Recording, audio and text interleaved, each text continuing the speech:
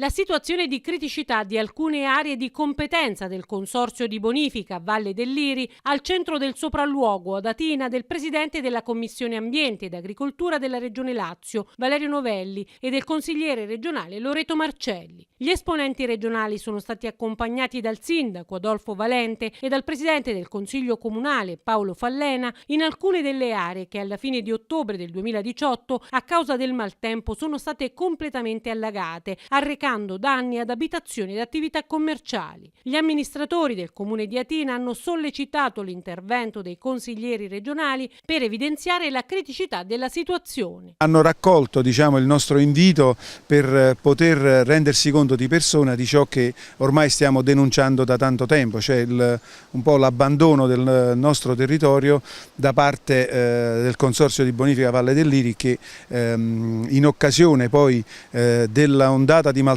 che ha interessato il nostro territorio lo scorso ottobre-novembre, ha messo in evidenza alcune criticità che fanno pensare a che c'è stata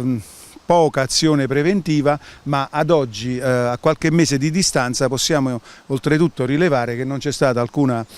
intervento per poter porre rimedio a tutti i danni che ci sono stati, e queste con tutte le conseguenze del caso. C'è poca attenzione sul nostro territorio e quei pochi lavori che sono stati fatti dal Consorzio di Bonifica Valle del Liri negli anni, abbiamo visto i risultati quali sono. Praticamente ci sono danni incendi sul territorio, e questo lo dimostra la Regione Lazio, perché ha dichiarato in quell'alluvione lo stato di calamità.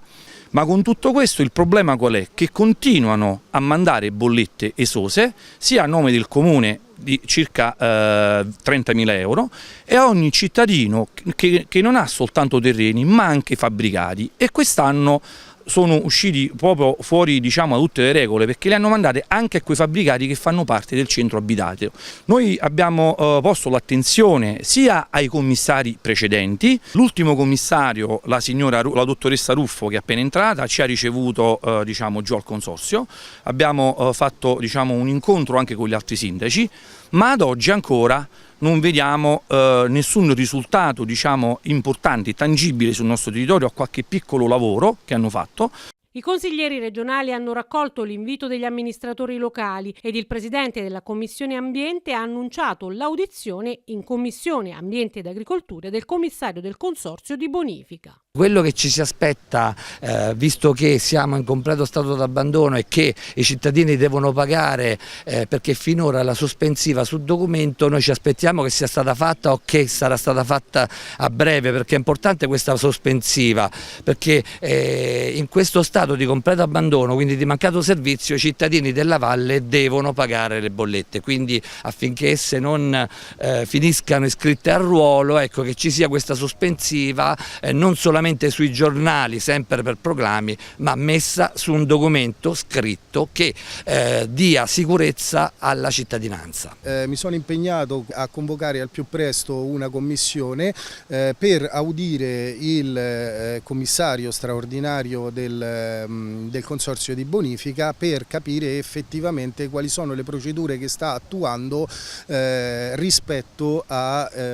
tutto quello che abbiamo visto e rispetto anche alla gestione del Consorzio di Bonifica. Sicuramente non è più possibile che i danni della mala politica debbano essere sempre attribuiti ai cittadini, quindi ci aspettiamo un impegno importante da parte di questo nuovo commissario che possa effettivamente risolvere la situazione. Sicuramente in Commissione chiederemo di portare il documento della sospensiva di queste bollette e di capire anche quali saranno i passi successivi per tornare ad una normalità.